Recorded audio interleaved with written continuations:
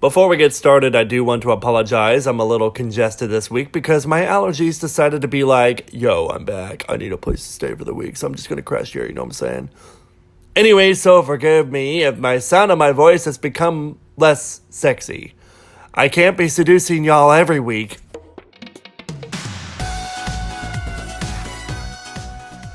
Hey friends, a few weeks ago, I spontaneously dropped a little contest on my YouTube community post, seeing if anyone could guess what my K-pop nitpick was in regards to this G-Dragon gif. I really didn't think anybody would get it, but LikeaMovie Siryu was the first one to get it to my surprise. As a winner, she proposed a video idea that we would agree upon for me to do, and so here we are! For this video, I'm simply going over K-pop acts who found tremendous success after suddenly changing their sound for a comeback that was outside of their typical sound until then. It could be the result of the group reinventing themselves or just simply trying out something different because their previous efforts didn't garner that much attention. Ooh, ran out of breath. For this, they have to reach a different level of success compared to their previous works, and so without further ado, let's get started.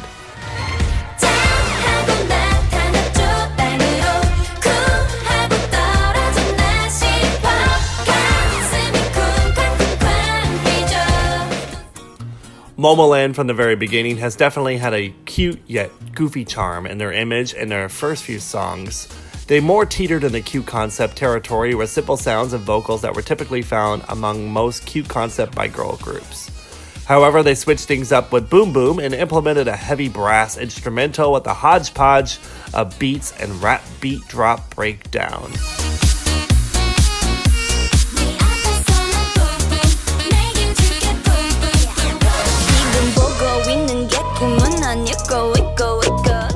A very different sound for them, but one that paid off as the song went globally viral and skyrocketed the group to mainstream attention. They followed up with Bam, which implemented a lot of the same elements and styles as the predecessor and proved to be another success for the group. The key change to a more daring and bolder sound proved to be what the group needed to reach the notoriety they were striving for.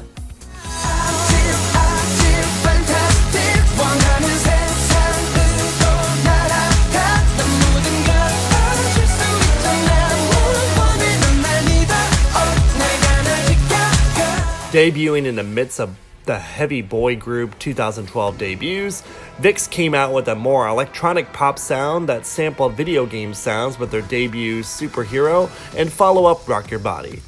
VIXX competed against the likes of Gangnam Style, and things weren't exactly hitting the mark for a successful boy group debut compared to the likes of BAP, EXO, and NU'EST earlier that year.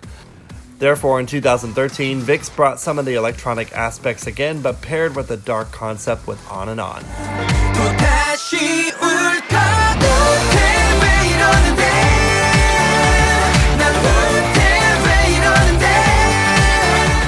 Things started to rise for them, and when they followed up with Hide shortly after with an even darker concept, the boys gained a lot more recognition than ever before. With the exception of DareDB. G-R-A-U. Hold up, what the fuck does this even mean? I'm so confused as to why they thought this was a fitting title for a bright concept. Anyways, after making us all struggle to pronounce that title, they went full dark mode for the subsequent comebacks of Voodoo Doll, Eternity, and Error. Especially the former. But yeah, VIXX found their stride and element in the K-pop world after giving into darkness in 2013. And they haven't looked back really much after becoming more known for their well thought out concepts that they're much more known for now.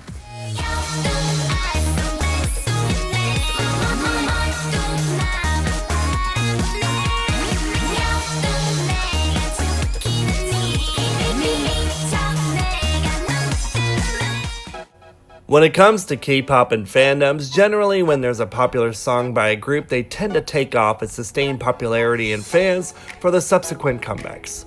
K-pop fans typically support their faves no matter what, therefore you rarely do ever see a one-hit wonder in K-pop. I mean, it does happen, but oftentimes you find a popular song or two from that artist back-to-back and such. In the case of Girls' Day, I've never seen an up-and-down reception of comebacks quite like their track record. They debuted with the much maligned song Tilt My Head and then followed up with their better received Nothing Lasts Forever. But then they decided to shed the autotune trend and take on the concept of Twinkle Twinkle, which was cute, and Girls' Day achieved recognition and great success.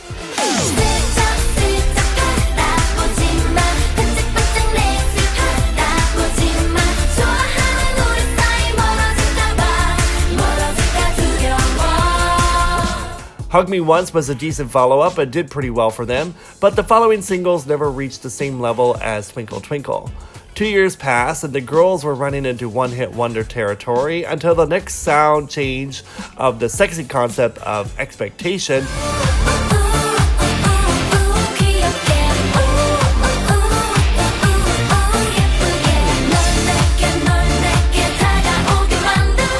and the girls were back on top again and continued the run of sexy concepts with female president to favorable reviews and success.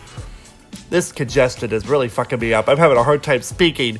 Anyway, 2014 rolled around and Girls' Day was once again solidified their status with the massive hit that was Something, which sparked many dance covers. As mentioned, most groups tend to have an upward trend when it comes to their success with comebacks, but Girls' Day was an anomaly in the industry with quite a few up and down receptions with their comebacks over the years. But nonetheless, they left a footprint at K-pop and a legacy of music that many admire.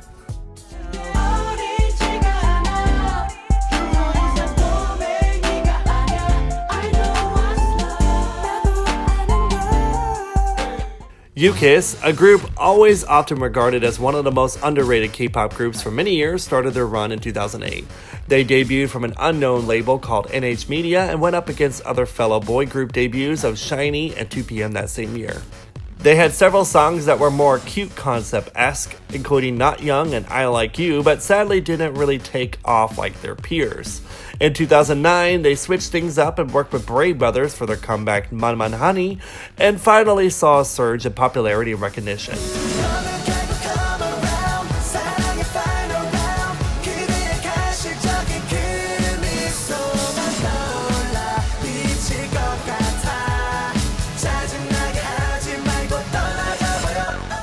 Their success solidified the song as part of K-pop's golden age and showed that the group was not a failure.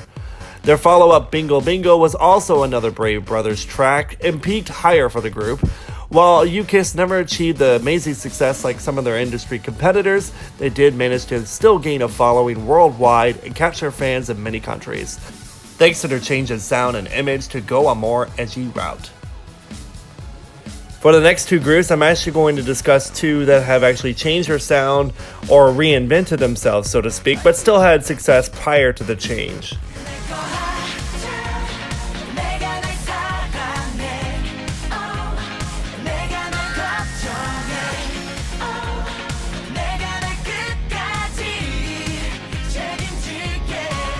Since their debut, the group Infinite was always known for their amazing synchronization. They particularly gained recognition in 2011 with their 5 comebacks and continued to build a reputation for themselves in the following years with great success. With the exception of their debut song, all of their tracks were the sweet tune featuring a lot of string and brass sounds that were backed with an 80s sounds flair. The group first started working with Alphabet in 2013 with Destiny, and in that song featured the new trending sound dubstep. With their major 2015 comeback, Infinite returned to Alphabet again and came back with Bad with a much more electronic sound.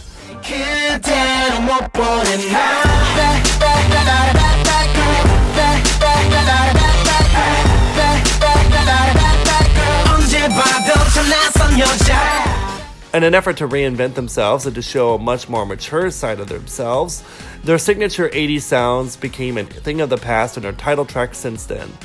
This transition found new fans for the group as K-pop starting in 2015 garnered a lot of new K-pop fans in the Gen 3 era, thus capturing a new sort of fan base who took to their new sound. Infinite has continued to work with Alphabet in the years after 2015, including songs like The Eye and Tell Me, while still keeping their older sounds for B-sides like Moonlight and Synchronize.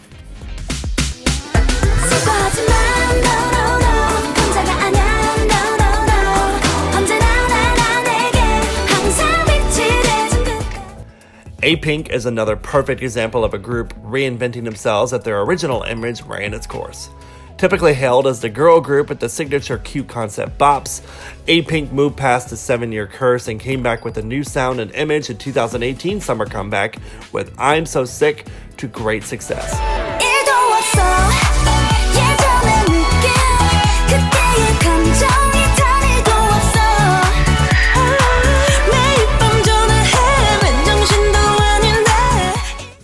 Capturing the attention of many new K-pop fans, as well as ones who were not usually fond of cutesy K-pop songs. They essentially shed their innocent persona to show that they're not that innocent. Cue Britney Spears.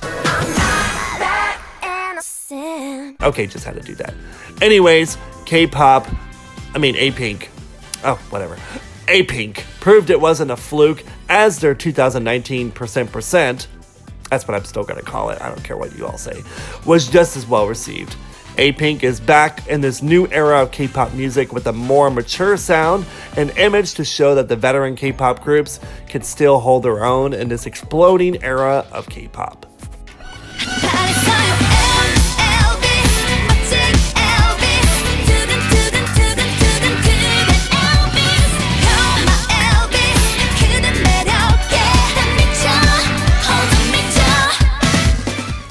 FNC, known for other notable bands like FTL and CNBLUE, finally debuted the girl version AOA in 2012 with Elvis, using units AOA Black simultaneously during promotions to do a band concept of the same song. This went on for several comebacks like Get Out and Moya, and AOA's success in the beginning did not meet the expectations of FNC. But when the girls came back with the sexy concept of Miniskirt, the group skyrocketed to fame.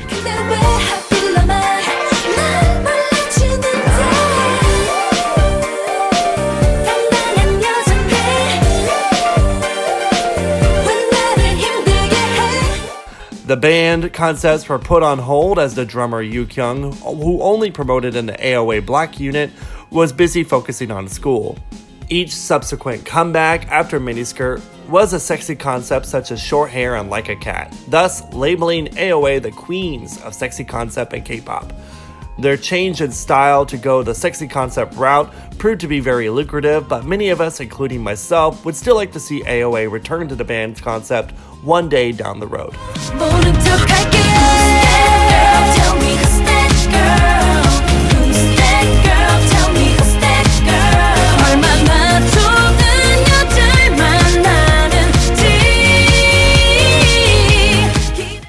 EXID debuted in 2012 under the direction and scouting from the K-pop industry producer veteran Shin Se-dong Tiger. Their debut song Who's That Girl and follow-up track I Feel Good mirrored the 2012 trends and pop sounds from that era. While Every Night experimented with an R&B sound for the group, but unfortunately all of the songs went unnoticed and the girls were deemed underrated rookies at the time. In their comeback in 2014, the girls moved to Yedong Entertainment and performed their comeback song Up and Down, packed with heavy brass usage.